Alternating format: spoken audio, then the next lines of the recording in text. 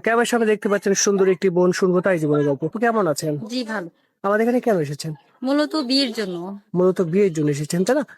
তো আমাদের এখানে যে বিয়ে করানো হয়, আপনি হুম। কিভাবে জানলেন? আমার একটি বান্ধবীর বিয়ে হয়েছিল। ওর থেকে শুনে তারপরে এখানে আসছে।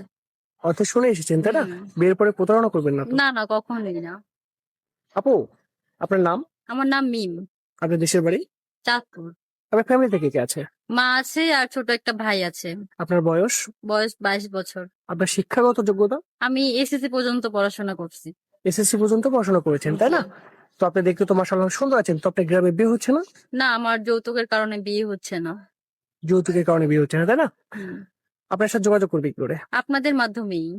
সুপ্রিয় দর্শক, ডিসপ্লে উপরে একটা নাম্বার দেখতে পাচ্ছেন। নাম যদি কোনো ভাই আপুটির দায়িত্ব নিতে চান, আপুটির একটা ছবি স্ক্রিনশট করে আমাদেরকে পাঠিয়ে দিবেন, আমরা আপুটির সাথে যোগাযোগ করিয়ে দেবো। আপুর নামাজ পড়া হয়? জি। ঠিক আছে আপু, ভালো থাকবেন। আসসালামু আলাইকুম। ওয়ালাইকুম সালাম।